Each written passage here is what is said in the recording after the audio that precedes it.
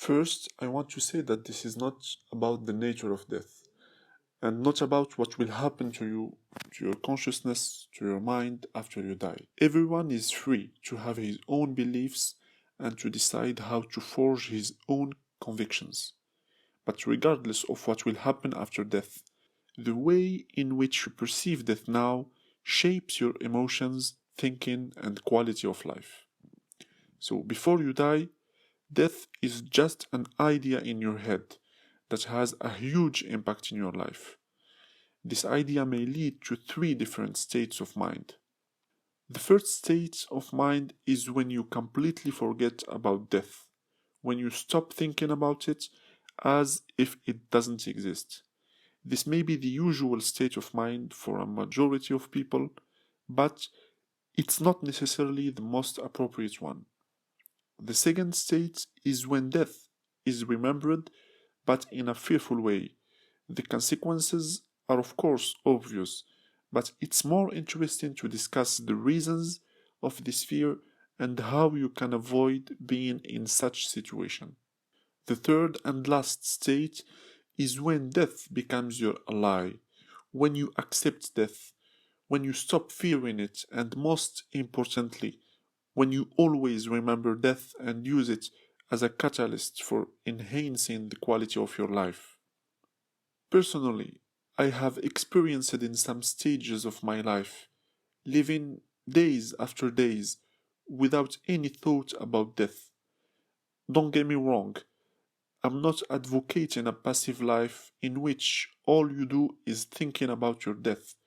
But when you stop completely seeing the mortal aspect of your life, certain parameters can shift in a maladjusted way.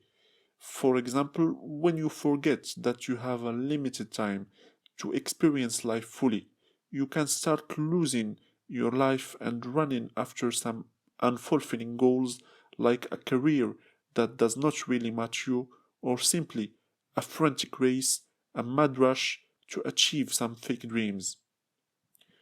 What I mean is, when you realize how short is life, you can make better decisions and set priorities in a more appropriate way. But when you live unconsciously, forgetting about the limited time, perception is not sharp enough and it may lead to some psychological and emotional discomfort.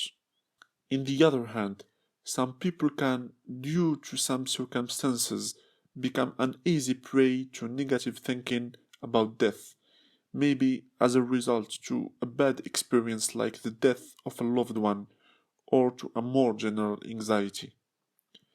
But aside from these specific cases, and in a general way, we all fear death when we really try to imagine it and see ourselves on the verge of disappearing forever. I think that this weird feeling of emptiness frightens us because we cannot handle it with our limited imagination and logical thinking.